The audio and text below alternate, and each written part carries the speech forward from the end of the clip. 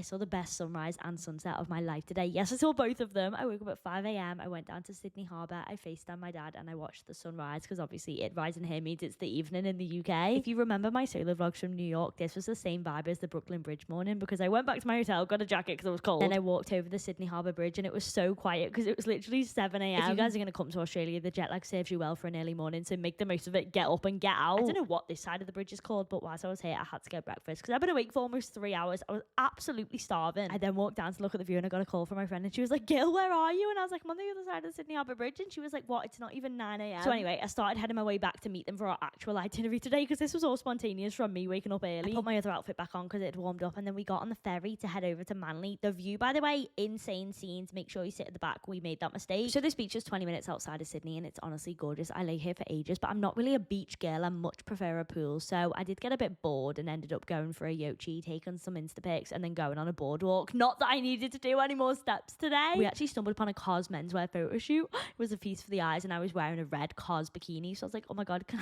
I join in? You know what we did that was better? I found pasta in Australia. I've been telling you this, I've been struggling. This was a vodka pasta. 10 out of 10, absolutely stunning. And I did still take some Insta pics afterwards. And then I'm not gonna lie guys, I dipped. I needed to lie down. I don't know how people do it. I was absolutely exhausted and I wanted to watch the sunset. So I had an hour at my hotel before the girls texted me and were like, Ella, the sun is setting, get here now. Not even gonna lie, basically ran, I had the timer of the sun setting on my phone and I was like, I have to beat it. And thank God I did because this was probably the most beautiful sunset I have ever seen in my entire life. I felt like I was watching a literal movie. This was Mrs. Macquarie's Point. Mrs. Macquarie, I don't know how you say it. We sat here until it was dark and cold and there was bats in the sky. Not gonna lie, I did feel horrific. I was so tired and I had a banging headache, but it was so worth it. This view was truly once in a lifetime. While the girls went out for dinner, I went to bed. Tomorrow we're going inside the Opera House, so make sure you follow the vlog.